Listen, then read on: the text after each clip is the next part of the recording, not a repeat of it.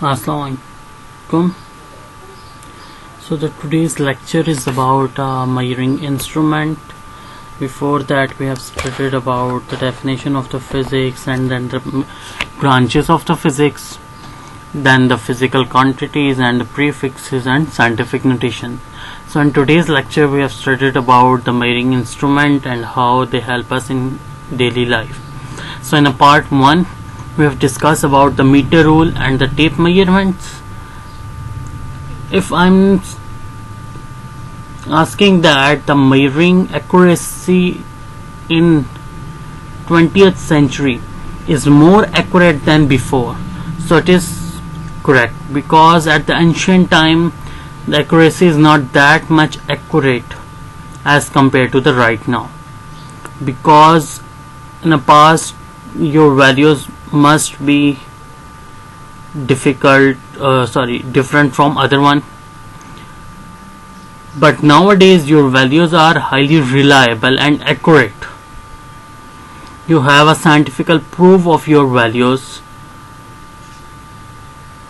So the measuring instruments are used to measure the various physical quantities such as length, mass, time, volume, etc.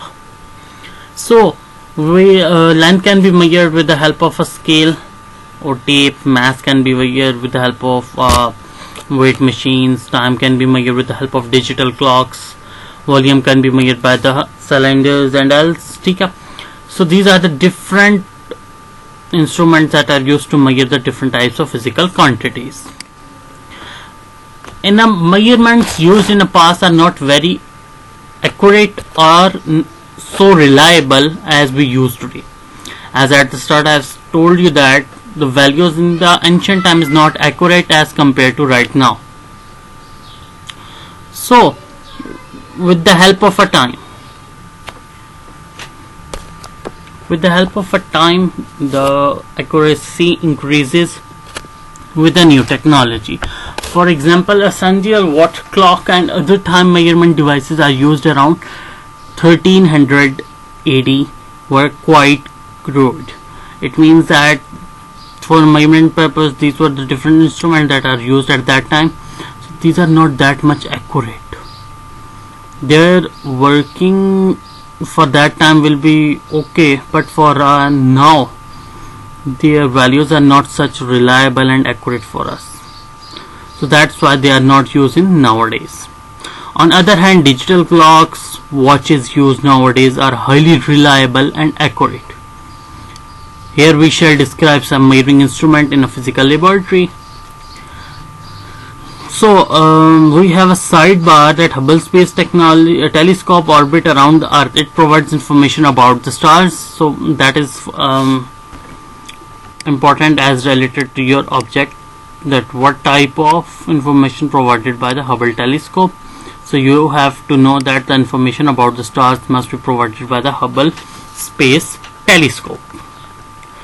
Moving ahead, meter rule. Meter rule is basically used to measure the length. A meter rule is a length measuring instrument as shown in figure 13.1. It is commonly used in laboratory to measure the length. Now what type of length? For example, if I am said that this is a position A and this is a position B, this is a position A and this is a position B. So with the help of these measuring scale or measuring ruler, we have measured the distance of this area. Like in a mathematics you have measured the line centimeter, the line is given into your exam papers or in your books, and you have measured how many centimeters the line have.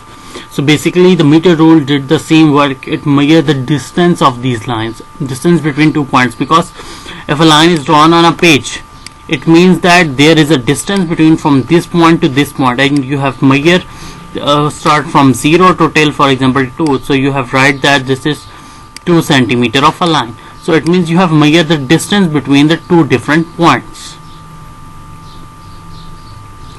Now the most important lines, is 1 meter long, which is equal to the 100 centimeter. So meter rule is 100 centimeter or 1 meter long. Each centimeter is divided into 10 small deviants. So the first thing is that the 1 meter rule, 1 meter is equal to the 100 centimeters, and centimeters, each centimeter, 1 centimeter is divided into 10 small deviants, that is called your milliliters. Thus 1 milliliter is the smallest reading that can be taken by using a meter rule, and it is the least count. So the meter rule least count is millimeter. And again I repeat this, that main is 1 meter. 1 meter is divided into 100 centimeters. Each centimeter is divided into 10 small deviants, which is called milliliter, and 1 milliliter is the smallest reading taken by the meter rule.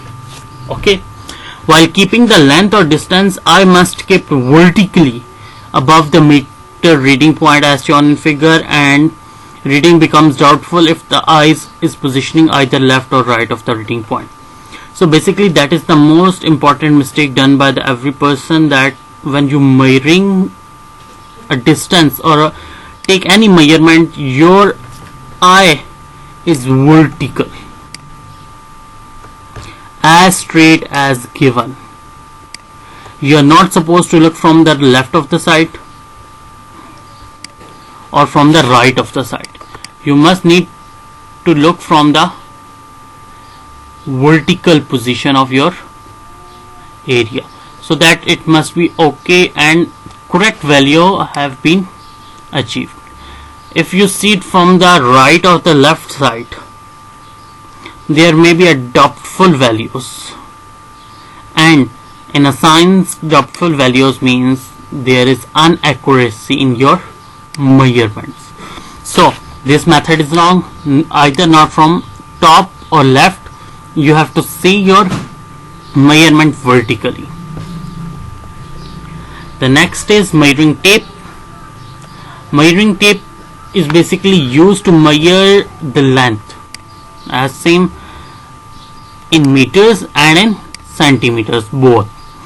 Measuring tape basically used by the carpenters or architects to measure the area or measure the distance of different positions. Here it was written that as shown as the used by the blacksmith and the carpenters to measure the tape consists of a thin and long strip of a cotton, metal and plastic, generally 10 meter, 20 meter, 50 meter and 100 meter long. Now tape are marked in centimeter as well as in inches. If you see that measuring tape by the carpenters most of the time, so there are with the small deviants, and after some deviant there may be a 1 inch or 2 inches, and small deviant at 1 centimeter, 2 centimeter, 3 centimeter, 4 centimeter and 5 centimeters. So this measuring tape is divided into basically two main categories: your centimeter readings and your reading in inches. So these two, meter rule and measuring tape, both are used to length measurements. So that's it for today. Inshallah, in the next lecture we have studied about the vernier caliper.